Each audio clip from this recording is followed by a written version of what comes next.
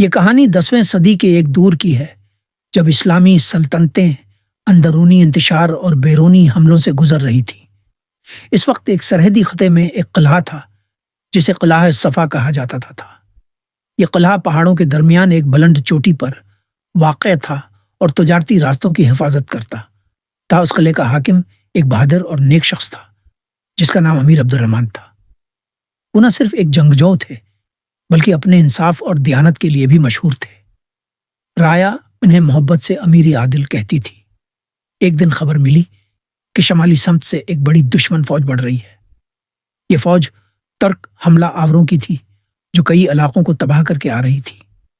ان کے پاس ہزاروں گھوڑے تھے، سوار، تیرانداز اور بڑی منجنیقیں تھیں۔ قلعہ صف کے دروازے بند کر دیے گئے اور لوگ اللہ کی پناہ مانگنے لگے۔ دشمن نے قلعے کو چاروں طرف سے گھیر لیا۔ کئی دنوں تک منجنیقوں سے پتھر برسائے گئے، تیر برسے اور دیواریں ہلنے لگے، مگر امیر عبد الرحمن اپنے سپاہیوں کے ساتھ ہر مورچے پر ڈٹے رہے۔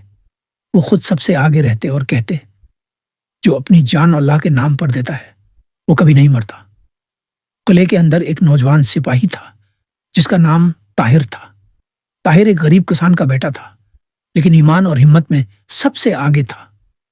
جب اس نے دیکھا کہ دشمن بار بار قلعے کی دیوار پر چڑھنے کی کوشش کرتا ہے تو وہ امیر کے پاس گیا اور کہا، امیر، اجازت دیجیے، میں قلعے سے نیچے جا کر دشمن کی منجنیقیں توڑ دوں۔ اگر یہ چلتی رہیں تو دیوار زیادہ دیر نہیں ٹک سکے گی۔ امیر نے اسے دیکھا اور کہا، بیٹے، یہ کام بہت خطرناک ہے، واپس آنے کی امید مت رکھنا۔ طاہر نے جواب دیا، اگر میری جان سے قلعہ بچ سکتا ہے تو یہ سودا سستا ہے۔ رات کی تاریکی میں طاہر اپنے 2 ساتھیوں کے ساتھ رسی کے سہارے قلعے سے نیچے اترا۔ وہ دبے قدموں دشمن کے کیمپ تک پہنچے۔ وہاں آگ جل رہی تھی اور منجنیقوں پر سپاہی پہرا دے رہے تھے۔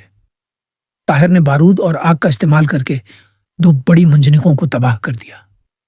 دشمن کے کیمپ میں شور مچ گیا، سپاہی بھاگنے لگے، لیکن طاہر اور اس کے ساتھیوں نے اپنی جانیں دے کر دشمن کو بڑا نقصان پہنچایا۔ صبح جب قلعے کے لوگ بیدار ہوئے تو دیکھا کہ دشمن کی سب سے بڑی ہتھیار خاموش پڑی ہیں۔ طاہر واپس نہ آ سکا لیکن اس کی قربانی نے سب کے دلوں کو ہمت دی۔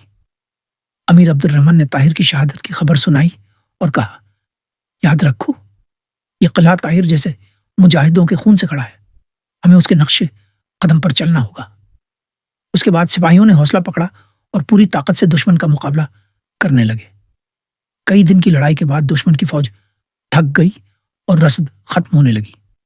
آخرکار امیر عبد الرحمن نے ایک زبردست تلوار کا حکم دیا۔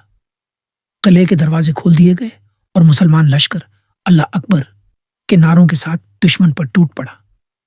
اچانک حملے نے دشمن کو بوکھلا دیا، ان کے دستے ٹوٹنے لگے اور وہ میدان چھوڑ کر بھاگ گئے۔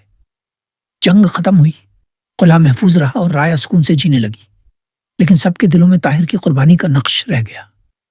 اس کی قبر پر چراغ جلائے گئے اور بچے بھی کہا کرتے تھے کہ یہ وہ بہادر تھا جس نے اپنی جان دے کر ہم سب کو زندہ رکھا۔